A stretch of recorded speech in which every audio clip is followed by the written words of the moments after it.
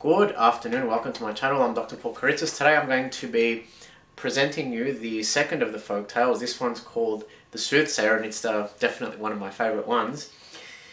There was once a lazy fellow called Cicada. His wife would always tell him, "Come on Cicada, get up, go to work, bring us some money. We need to feed ourselves, we need to feed the kids." He would say, no, I don't really want to do it. I can't be bothered. "Why don't you be a labourer?" She said, "No, that's not the kind of job that a man like me does." "A builder then?" "No, I don't really want to do that either." "Why don't you become a blacksmith? Make horseshoes, for Christ's sake. Do something with yourself." "No, that's not really for me either. It's not something not a job a kind of guy like me would do." Hazel was his wife's name. One day he said, "I'm going to be the minister to the king." "Oh, Cicada," she said, "as if you'll ever be a minister to a king. You can't even be a labourer or a blacksmith." But I suppose stranger things have happened. One day he was returning from a friend's house and he heard a cry from the next door neighbour, and she was in distress because someone had stolen her hen. "Damn those thieves, I hope they rot in hell. They stole my hen." He comes in and he says, "What's going on? Why all the ruckus?" "My hen's gone." Cicada says, "Well, maybe it's fallen into the well. Why don't you go and check?" He says, "But if it happens to be in the well, you need to give me a penny for my efforts." She said, "Okay, I'll do that. I'm happy to do that." So she goes off to the well. She looks down the well and she sees, "Oh, the hen is down there. Congratulations." She gives him a penny. He runs off to his wife. He says, "Look, wife, I have a penny. Why don't you go off and get us a loaf of bread to eat? And then when you come back, I'll tell you how I acquired it." So she goes off, gets the bread, comes back, and she says, "Why don't you tell me now, Cicada, how you managed to get this penny?" He said, "Well, the strangest thing happened. I was going by our neighbour's house and I heard her screaming, and to get her to shut up, I told her that the hen that she had just lost, or that the thieves had run off with, was down the well, and so it was." And she said, "Wow, I have the best idea." And he said, "What is it, Hazel?" "Well, why don't you become a fortune teller, a soothsayer?" Cicada was like, "Huh? A fortune teller? A soothsayer? How am I going to be a fortune teller? I don't know anything about fortune telling." And his wife Hazel turns around and says, "Well, sure, but I don't think the ones that actually do it know much about it either. So you just need to know, you need to look like you know what you're doing, is all, and look the part." So they basically dressed him up with purple robes and he started fortune telling. Now the word back in those days, in the Middle Ages, word got around. So the word got around that he was a soothsayer. So one day, some emissaries from the royal palace rocked up, and they were like, "Oh, we're looking for Cicada." And Hazel says, "Well, he's right in here." And they say to him, "Hello Cicada, we've arrived because we would like to ask you a question, and it's got to do with the royal family." And Cicada goes, "What would you like to know?" And one of the emissaries says, "Well, the queen is pregnant and we would like to know if she's going to have a boy or a girl." Of course, Cicada didn't know what to say, so he was like, boy, girl, boy, girl. So all of a sudden he was thinking out aloud. Boy, girl, boy, girl, boy, girl, boy, girl, boy, girl. Of course, they couldn't make sense out of what he was saying. Once it was a boy, once it was a girl. So they just gave up and went back to the royal palace. It just so happens that when the queen did give birth, she gave birth to twins. And they were fraternal twins, and they were a boy and a girl. So the courtiers were like, "Oh my God, that fortune teller, what was his name? Cicada, he was right. We gotta introduce this guy to the king. We gotta get him over here." So sometime a few days afterwards, there was a golden casket that belonged to the king, and that went missing. So thieves had somehow gotten into the palace and stolen it.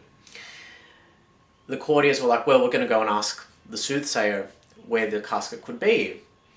So they go all the way back to Cicada, and they're like, you have to come with us. So he comes back to the royal palace with them. And the king asks him, please, you need to find where this golden casket is.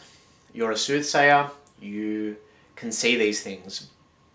So Cicada says, oh my god, how am I gonna find the casket? I don't have an ounce of psychic ability.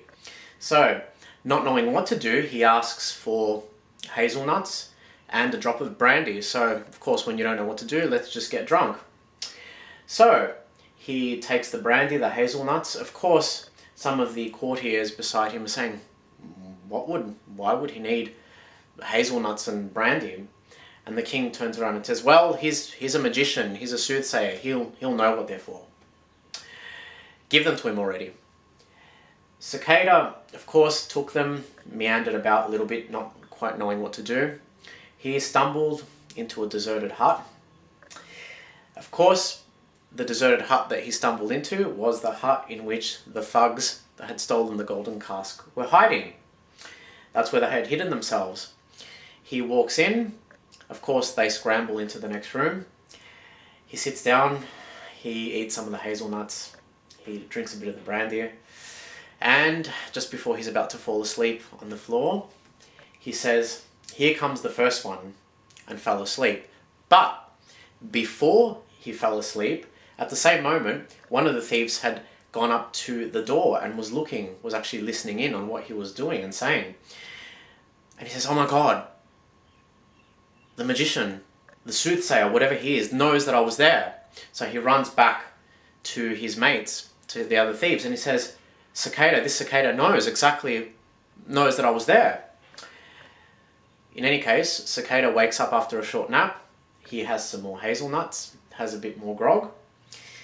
And at the same time, just before he was about to fall asleep, the second thief came up to the door to validate what the first thief had said. Cicada says, here comes the second. The second thief, hearing this, says, oh my god, he knows that I'm there. So he runs back to his friends and he says, he knew I was there too, just like you. At the same moment, Cicada falls asleep. He has a bit of a nap. Then the third thief comes up, but the third thief does something interesting. He hides himself with a veil, so that no one could recognize him, and he peeps through the door. At that moment, Cicada wakes up. He takes another sip of brandy, eats some hazelnuts, and he says, here comes the third, all wrapped up, and then falls asleep again. Of course, the third thief was like, oh my god, he heard me as well. So he runs back to his companions and says, look guys, he's heard me. So he must know that we're all here. He's psychic. So basically, of course, being imbeciles, they all just fess up. They all walk out, wake him up, push him on the shoulder. Hey, we know you're psychic. Please don't dob us in. We'll tell you where the casket is. We'll tell you as long as you don't dob us in. Cicada, of course, hearing this is music to his ears. He's like, sure, tell me where the casket is, and then pronto. So they show him where the casket is, and they all scoot. So of course there's nothing worse than being caught by the royals with stolen goods, of course. So that would mean that you would be hung. So they tell him where it is, they scoot, and Cicada goes straight back to the king and says, well, here we are. I found your golden casket. I know where it's buried.